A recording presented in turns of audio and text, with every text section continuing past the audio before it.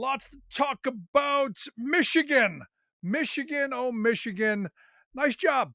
The Democrats in Michigan got the keys to the car and they've been driving it. They've been making lives better, doing smart policies, good stuff. They went back and repealed right to work, you remember, a couple of years ago. Now they've fixed their unemployment benefit system and they are going to expand it through 2027 and beyond, uh, opening up who's eligible, opening up the number of weeks from 20 to 26, increasing the benefit by the time this is done to more than 70% more than it was the increase, increasing the amount per dependent people get so that you can make unemployment insurance something that you can live on for a bit, something that you can take a breath and maybe be a little judicious in the job that you take and chase.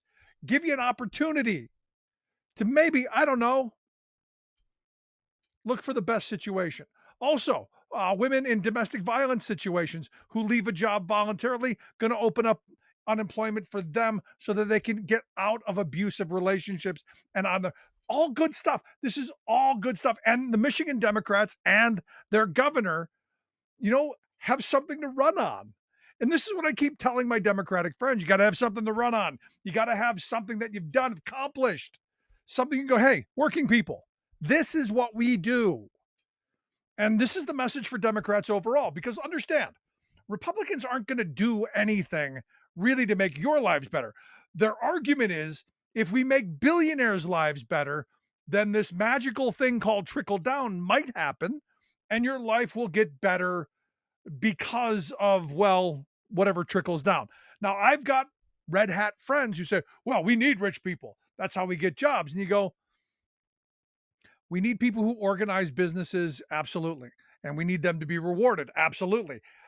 But they don't get the whole pie because what they've organized isn't possible without the labor of people who make their businesses possible. And we used to understand this.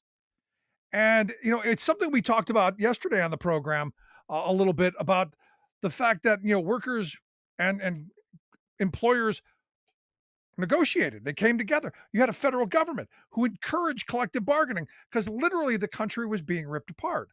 So this idea of sitting down, negotiating in each interest, and then I don't know, coming to some common ground of how both parties can move forward together, something that's sane and rational, something maybe we should try again, something we're not going to, because again, Republicans have shown us that they're not interested in negotiating. They're not interested in collective bargaining. They're interested in dictatorial power. They're interested in a CEO class who has all the control, all the power, and all the say. And while you worker bees, not so much. Which is why they're going after federal employees, and they keep talking about how they want to go after federal employees.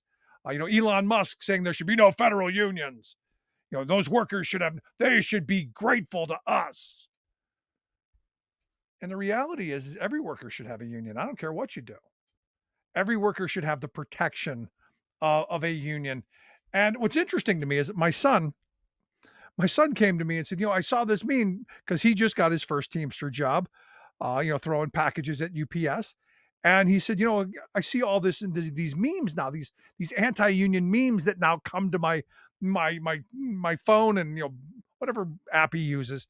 And he says, it's crazy because it's not true. He goes, they keep pushing this frame that everyone's lazy. He goes, I don't see that. He goes, well, he asked me, what's the argument against it? And I said, well, if you have lazy workers, you got lazy management because every workplace, it's the people who manage the employees who get out of them what they need to run their business. If you've got a lazy employee, you've got a lazy management because every structure, every contract, every agreement has a way. If someone refuses to work, there's a way to get rid of them. And if you're not following those prescribed rules, if you're not giving the due process necessary to get rid of someone, well, that's your fault.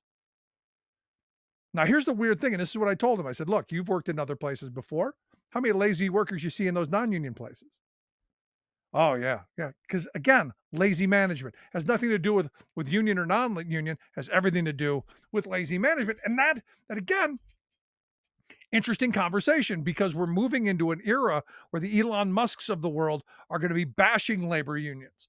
So when you see these memes and all of this pre-programmed propaganda from corporate America and the Musks of the world, no, most of it's BS. The vast majority of union workers are well trained, well qualified, dedicated, loyal employees who come to work every day and bust their behinds so that they can put food on their table. Yes, they get decent wages. Yes, they get health security.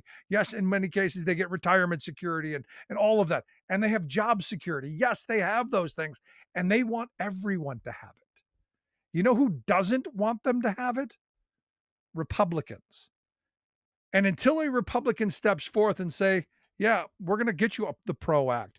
We're going to get you stronger protections for warehouse workers from heat, stronger protections from violence, stronger protections from wage theft. Until I see that happen, all of the rhetoric in the world does not change the fact that Republicans have done everything in their foolhardy little heart that they can do to destroy the middle class, working class prosperity that my grandparents' generation built. And it's incumbent on us, you and me, us, to fight for what's ours, the wealth that our labor creates, and also provide an environment for the future so that our children and grandchildren don't have to suffer the same things. Now, understand these next couple of years, we're going to see the evisceration of the 20th century just about. They're going to go after Medicare. They're going to go after Social Security. They're going to go after what's left of our labor laws. They are going to do this gleefully because they know when they grab that kind of power from us, that they then have the control. And as we're hungry and desperate, that's where they know where they think they're going to profit. So the question becomes how much will we put up with? How much will we take before we say enough?